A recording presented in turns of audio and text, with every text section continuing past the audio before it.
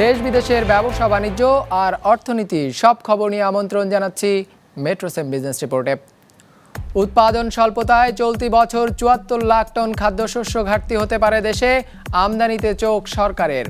স্বল্পোন্নতের তালিকা থেকে উত্তরণ সহজ করতে সক্ষমতা বাড়াতে হবে অবকাঠামোর, নজর দিতে হবে প্রযুক্তি নির্ভর উৎপাদনে। জিইডির গবেষণা। আসছে বাজেটে বাড়তি সুবিধা পাবে ক্ষুদ্র ও মাঝারি উদ্যোক্তারা। কর্পোরেট কর হার কমানোর প্রস্তাব ঢাকা চেম্বারের। এমন সব খবর নিয়েই আমাদের আজকের আয়োজন। চলতি অর্থবছর ৭৪ লাখ টন খাদ্যশস্য ঘাটতির শঙ্কা করা হচ্ছে। এর মধ্যে চালের ঘাটতি দাঁড়াবে ১১ লাখ টন, এমন তথ্য উঠে এসেছে গ্রেইন অ্যান্ড ফিডের হালনাগাদ প্রতিবেদনে। এমন পরিস্থিতিতে সরবরাহ ঠিক রাখতে চাল আমদানির গতি বাড়াতে হবে বলে মনে করেন বিশ্লেষকরা। খাদ্য মন্ত্রণালয় অবশ্য বলছে এপ্রিলের মধ্যে ১২ লাখ টন চাল আমদানি সম্পন্ন হবে, যা বাজারকে স্থিতিশীল করবে। ফলে খাদ্য সংকট হবার কোনো সুযোগ দেখছে না খাদ্য বিভাগ। ইমতিয়াজ হাসানের রিপোর্ট। চলতি অর্থবছরে দেশে চালের উৎপাদন হবে ৩,৪৮ লাখ টন, যা আগের অর্থবছরের তুলনায় ১০.৫ লাখ টন কম। যদিও এ সময়ে চালের চাহিদা থাকবে প্রায় ৩,৫৯ লাখ টন। এমন চিত্র তুলে ধরে গ্লোবাল এগ্রিকালচারাল ইনফরমেশন নেটওয়ার্কের গ্রেইন অ্যান্ড ফিড আপডেট প্রতিবেদন বলছে, দেশে এবার চালের ঘাটতি দাঁড়াবে ১১ লাখ টন, আর গমের ঘাটতি হবে ৬৩ লাখ টন। সব মিলিয়ে এবছর খাদ্য ঘাটতি পৌঁছবে ৭৪ লাখ টনে। বেশ কিছুদিন থেকেই তো মার্কেটটা একটু উপরের দিকেই আছে। এটার মূল কারণটা হচ্ছে যে মার্কেট সেন্স করছিল যে এখানে একটু সাপ্লাই শর্টফল হতে পারে। আমাদের আমাদের যে উৎপাদন হয়েছে সেটা সেটা খারাপ হয়নি, তবে খুব ভালো হয়নি। এগুলি প্রেডিক্ট করা খুব ডিফিকাল্ট আসলে, যেই প্রেডিকশনটা করুক না কেন। আর সবচেয়ে বড় কথা হচ্ছে ওনারা তো এসে এখানে নিজেরা মাপঝোক করে যে হিসেব দিচ্ছেন তা তো নয়। ওনারা সরকারি হিসেবগুলোর উপরেই ভিত্তি করে তাদের হিসেবগুলো হয়। তো কাজেই এখানে নতুন কোনো ডিমেনশন আনার সুযোগ নেই। উৎপাদন ও চাহিদার এমন তারতম্যের মধ্যে আরেকটি অস্বস্তির খবর হলো সরকারি গুদামে মজুদ কমে আসা। সবশেষ তথ্য অনুযায়ী সরকারি গুদামে বর্তমানে ৫,২৯ লাখ টন চাল মজুদ রয়েছে, আর গমের মজুদ ১,০৫,০০০ টন। সব মিলিয়ে খাদ্যশস্যের সরকারি মজুদ ৬,৩৪,০০০ টন। গত বছরের জুলাইয়ে যা ছিল ১২ লাখ টনের কাছাকাছি। এমন পরিস্থিতিতে খাদ্য বান্ধব কর্মসূচিতে চালের পরিবর্তে নগদ অর্থ দিতে বাধ্য হচ্ছে সরকার।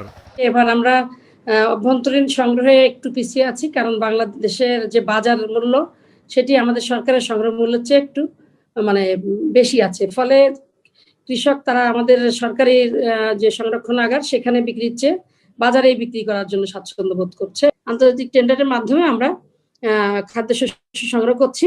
ইতিমধ্যে আমরা ২.৫ লক্ষ মেট্রিক টন চাল এবং ১.৫ লক্ষ মেট্রিক টন গম আন্তর্জাতিক টেন্ডারের মাধ্যমে আমরা সংগ্রহ করেছি। আর আমরা ইন দ্য মিন টাইম G2Gর মাধ্যমে ৭ লক্ষ মেট্রিক টন চালের কন্ট্রাক্ট করছি। আমরা এপ্রিলের মধ্যে শতভাগ পাবো, আমাদের মার্চে সিংহভাগ পেয়ে যাবো।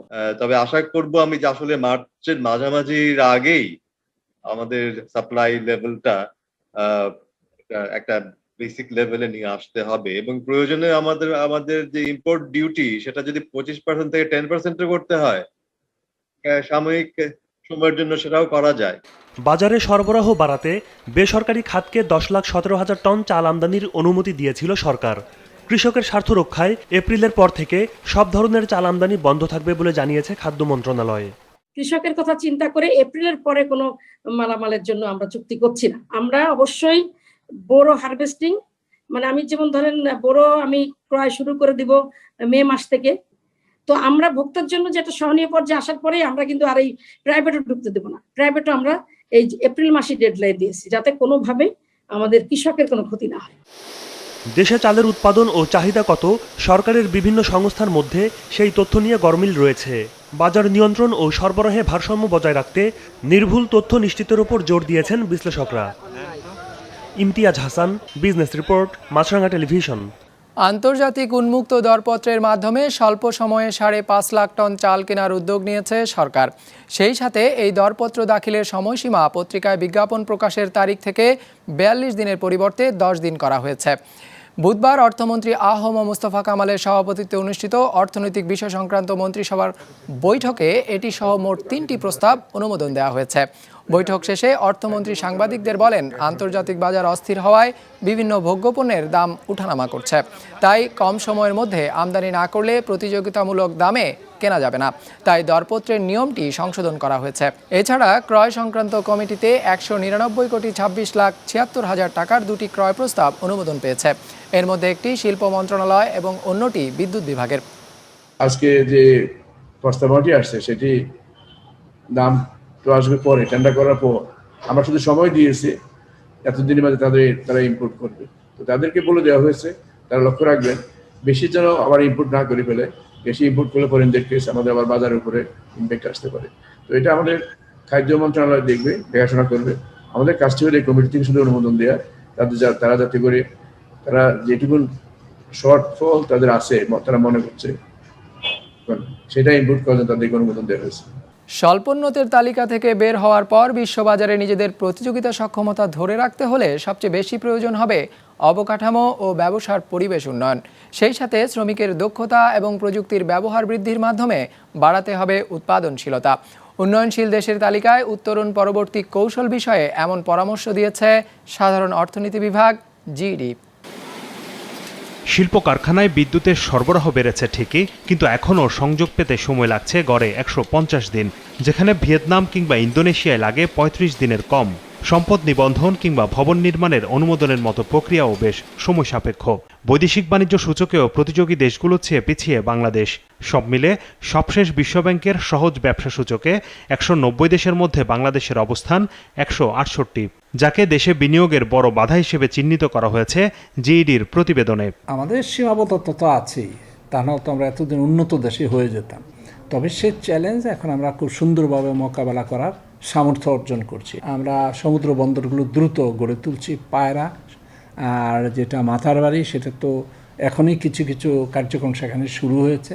সড়ক অবকাঠামোর মান ভালো না হওয়ায় পণ্য আনা নেওয়ার সময় এবং ব্যয় দুটোই বেশি বাংলাদেশে, যা সড়ক অবকাঠামো সূচকে বাংলাদেশকে রেখেছে 140 দেশের মধ্যে 111-তে। শ্রমিকের দক্ষতা কম হওয়ায় প্রতিযোগী দেশগুলোর চেয়ে পণ্যের উৎপাদনশীলতায়ও পিছিয়ে বাংলাদেশ। এমন পরিস্থিতিতে উন্নয়নশীল দেশের তালিকার উত্তরণ পরবর্তী সময়ে রপ্তানি বাণিজ্যে প্রতিযোগিতা সক্ষমতা ধরে রাখতে এসব বিষয়ে সুনির্দিষ্ট কৌশল নেয়ার পরামর্শ দিয়েছে জিইডি। সিমলেস মাল্টিমোডাল ট্রান্সপোর্ট প্রতিষ্ঠা। সিমলেস মানে 24 ঘন্টায় আমাদের যানবাহন চলবে, আমাদের বন্দরগুলো খোলা থাকবে, পণ্য আদান প্রদান 24 ঘন্টা চালু থাকবে কাজী, এবং আমরা যথেষ্ট রাস্তাঘাট সড়ক জনপথ গড়ে তুলেছি। এগুলোকে এখন ভালোভাবে সংরক্ষণ করা, মানসম্মতভাবে রাখা, এটি এখন আমাদের প্রচেষ্টা। অবকাঠামো শুধু প্রস্তুত করলে হবে না, এটাকে কিন্তু যদি আমরা সাশ্রয়ী মূল্যে যদি প্রস্তুত না করতে পারি, তাহলে উৎপাদকের জন্য যে সেবা যেটা তারা কিনবেন সেটা কিন্তু কস্টলি হবে, তাহলে কিন্তু তিনি কম্পিটিটিভ থাকতে পারবেন না। সুতরাং ইনফ্রাস্ট্রাকচার প্রয়োজনীয় যেটা আছে সেটা তো করতেই হবে, কিন্তু সেটা যাতে আমরা প্রতিযোগিতা সক্ষম মূল্যে সেটা সেবাটা যাতে আমরা আমাদের উৎপাদকদেরকে এবং রপ্তানিকারকদেরকে দিতে পারি। গেল 4 দশকে তৈরি পোশাক খাতের যে অভিজ্ঞতা অর্জিত হয়েছে তা কাজে লাগিয়ে অন্য সব খাতেও নতুন বাজার ধরার চেষ্টার কথা বলা হয়েছে প্রতিবেদনে। তবে বিনিয়োগ আকর্ষণে শুল্ক নীতির ব্যাপক সংস্কার লাগবে বলে মনে করছে সাধারণ অর্থনীতি বিভাগ। বাণিজ্যের উপরে কর বসিয়ে খুব একটা কোনো দেশই আসলে রাজস্ব আয় খুব বাড়াতে পারে, তাহলে অর্থনৈতিক কার্যক্রম সংকুচিত থাকবে, কম হবে। তো আমরা চাচ্ছি মাথা পিছু ট্যাক্স, ভ্যাট ইত্যাদির মাধ্যমে রাজস্বকে গুরুত্ব দেওয়া, বাণিজ্যের উপরে যত কম সম্ভব বসিয়ে প্রতিযোগিতা অক্ষুণ্ণ রাখার জন্য। আমাদের পণ্যকে অন্যদের কাছে আকর্ষণীয় করতে হলে ট্যাক্স বাড়িয়ে দাম বাড়লে তো অন্যদের কাছে ততটা আকর্ষণ হবে না, কাজেই ওই ট্যারিফ কমালে আমাদের দাম কমে আসবে। যে আমরা যখন স্বল্পোন্নত দেশ থেকে বেরিয়ে যাব, আমাদের এই কর কাঠামো, আমাদের শুল্ক কাঠামো, আমাদের যে নিজস্ব আমরা যেগুলো প্রণোদনা দেই, ভর্তুকি দেই, এখানেও কিন্তু বড় পরিবর্তন আনতে হবে, এবং সেটা ডেভেলপিং কান্ট্রির জন্য প্রযোজ্য যেসব কমপ্লায়েন্স রিকোয়ারমেন্টস আছে সেখানে আমাদের যেতে হবে। সুতরাং এখানে বড় ধরনের কিন্তু সংস্কারের প্রয়োজন পড়বে। সেই সাথে প্রযুক্তির ব্যবহার বৃদ্ধি এবং আমলাতান্ত্রিক জটিলতা নিরসনে সরকারি কর্মকর্তাদের আরও আন্তরিক হওয়ার পরামর্শ দেওয়া হয়েছে প্রতিবেদনে। শাহাদাত হোসেন, বিজনেস রিপোর্ট, মাছরাঙা টেলিভিশন। আসছে বাজেটে ক্ষুদ্র ও মাঝারি উদ্যোক্তাদের বিশেষ সুবিধা দিতে চায় জাতীয় রাজস্ব বোর্ড। অগ্রাধিকার পাবে তরুণ উদ্যোক্তারাও, এমন ইঙ্গিত দিয়েছেন এনবিআর চেয়ারম্যান। বুধবার রাজস্ব ভবনে বেশ কয়েকটি ব্যবসায়িক সংগঠনের সঙ্গে প্রাক বাজেট আলোচনায় তিনি এসব কথা জানান। এ সময় ব্যবসায়ীরা কর্পোরেট কর হার কমানোর প্রস্তাব তুলে ধরেন। ব্যবসা প্রতিষ্ঠানের আয়ের বিপরীতে দেয়া কর পরিচিত কর্পোরেট কর নামে। বর্তমানে পুঁজিবাজারে তালিকাভুক্ত প্রতিষ্ঠান 25% হারে এই কর দেয়, আর যারা তালিকাভুক্ত নয় তাদের কর্পোরেট কর হার 32.5%। এই হার প্রতি বছর 2.5% করে আগামী 3 বছর ধারাবাহিকভাবে কমানোর প্রস্তাব দিয়েছে ঢাকা চেম্বার এনবিআর এর সঙ্গে এই প্রাক বাজেট আলোচনায়। We are the highest in Asia. We are Asia average হচ্ছে 21%, OECD অ্যাভারেজ 23% এবং বিশ্বের অ্যাভারেজ হচ্ছে 23.8%। যেখানে স্যার ইন্ডিয়া আছে 25%, পাকিস্তানে 29%, শ্রীলঙ্কা 28%, ভিয়েতনাম, ইন্দোনেশিয়া, মিয়ানমারে 20%। আমরা স্যার বলছি না আপনাকে 10%, 15% কমাতে, আপনি 2.5% করেন স্যার, আপনি পারবেন ইনশাল্লাহ। আয়করের পাশাপাশি ঢাকা চেম্বার ভ্যাটমুক্ত লেনদেনের সীমা 3 কোটি টাকা থেকে বাড়িয়ে 6 কোটি টাকার প্রস্তাব দিয়েছে।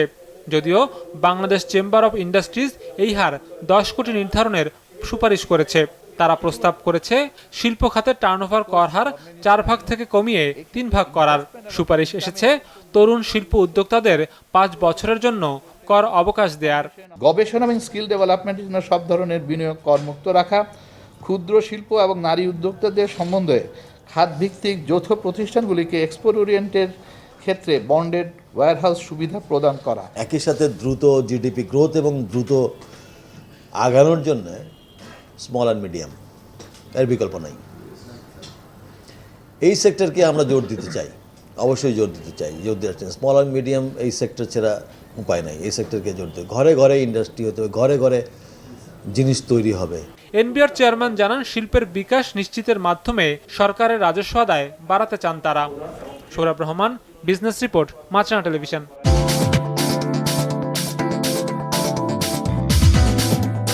নেতিবাচকভাবে দিন শেষ করেছে ঢাকা স্টক এক্সচেঞ্জ। সার্বিক সূচক ডিএসইএক্স 20 পয়েন্ট কমে দাঁড়িয়েছে 5488-তে। লেনদেন হয়েছে 775 কোটি টাকার। লেনদেন হওয়া শেয়ার ও মিউচুয়াল ফান্ডের মধ্যে দর বেড়েছে 131টির, কমেছে 126টির, আর অপরিবর্তিত রয়েছে 99টির দর। এবার বাজার নিয়ে বিশ্লেষণ শুনবো অ্যালায়েন্স ক্যাপিটাল অ্যাসেট ম্যানেজমেন্টের। আমরা জানি যে গত সেশনে ইন্ডেক্সে অলমোস্ট 80 পয়েন্ট ইনক্রিজ করে এবং বিনিয়োগকারীদের অংশগ্রহণও অনেকটা বেশি ছিল, যার ফলে বেশিরভাগ স্টকসেরই প্রাইস ইনক্রিজ করেছে। এবং আজকে আমরা দেখতে পাচ্ছি যে বিনিয়োগকারীরা প্রফিট বুকের কারণে আজকে ইন্ডেক্স অলমোস্ট 20 পয়েন্টস ডিক্রিজ করে। আজকে বিনিয়োগকারীদের অংশগ্রহণও গত সেশনের তুলনায় কিছুটা কম, আজকে 13% ডিক্রিজ করে টার্নওভার। আজকে ইন্ডেক্সের টপ পজিটিভ কন্ট্রিবিউটর হিসেবে ছিল রবি, বিকন ফার্মা, ইসলামী ব্যাংক, ম্যারিকো এবং সিটি ব্যাংক। আজকে লেনদেনের শীর্ষে অবস্থান করছে বেক্সিমকো 144 কোটি টাকা লেনদেন করে, এবং তার পরপরই অবস্থান করছে রবি, বেক্সিমকো ফার্মা, লঙ্কা বাংলা এবং লাফার্জুলসিম। আজকে mutual funds, pharma, engineering, fuel and power এবং ফাইন্যান্সিয়াল ইনস্টিটিউশনসের সেক্টরসের অধিকাংশ শেয়ার প্রাইস কারেকশন হয়। ব্যাংক, ইন্স্যুরেন্স এবং ফুড অ্যান্ড অ্যালাইড সেক্টরসের প্রাইস অ্যাপ্রিসিয়েশন হয় বেশি। মিসেলেনিয়াস সেক্টর আজকে 22% কন্ট্রিবিউট করে, টার্নওভার লিড করে, ফলোড বাই ফার্মা এবং টেলিকমিউনিকেশন সেক্টর। অনলাইন ব্যবসায় পণ্য সরবরাহ কাজে নিয়োজিত কর্মীদের ন্যূনতম মজুরি বেঁধে দিতে এবং সামাজিক নিরাপত্তা নিশ্চিতে নতুন আইন করেছে স্পেন সরকার। আর বিশ্বজুড়েই ডিজিটাল প্ল্যাটফর্মের সব কর্মীদের ন্যায্য পাওনা নিশ্চিতে আইন প্রণয়ন করা উচিত বলে মত দিয়েছে আন্তর্জাতিক শ্রম সংস্থা আইএলও। বিস্তারিত ডেস্ক রিপোর্টে। বিশ্বজুড়ে অনলাইন ব্যবসা এখন জমজমাট। করোনা সংক্রমণ যা বাড়িয়ে দিয়েছে বহুগুণ, আর এর সাথে পাল্লা দিয়ে বাড়ছে এসব অনলাইন প্ল্যাটফর্মের কর্মীর সংখ্যাও। তবে ডিজিটাল খাতে পণ্য সরবরাহকারী কর্মীদের ন্যায্য মজুরি না পাওয়ার অভিযোগ আছে দেশে দেশে। নিউ ইয়র্ক ভিত্তিক ফ্রিল্যান্সার ইউনিয়নের হিসেব বলছে, বিশ্বজুড়ে এসব কর্মীর প্রায় 50 ভাগই ন্যায্য মজুরি পায় না। আমি খুব খারাপ অবস্থায় আছি, কেননা গেল 2 সপ্তাহ ধরে আমি প্রতিদিন প্রায় 8 থেকে 10 ঘন্টা কাজ করছি, যার বিনিময়ে মাত্র 10 থেকে 15 ইউরো আয় করছি। এত অল্প আয়ে আমার পরিবারের খাওয়া দাওয়া এবং জীবন ধারণ করা প্রায় অসম্ভব হয়ে পড়েছে। এ খাতে নির্ধারিত বেতন কাঠামো থাকলে আমার খুব উপকার হতো। ডিজিটাল প্ল্যাটফর্মের সরবরাহ কাজে নিয়োজিতদের ন্যূনতম মজুরি এবং সামাজিক নিরাপত্তা নিশ্চিত করতে একটি নতুন আইন পাশ করেছে স্পেন সরকার।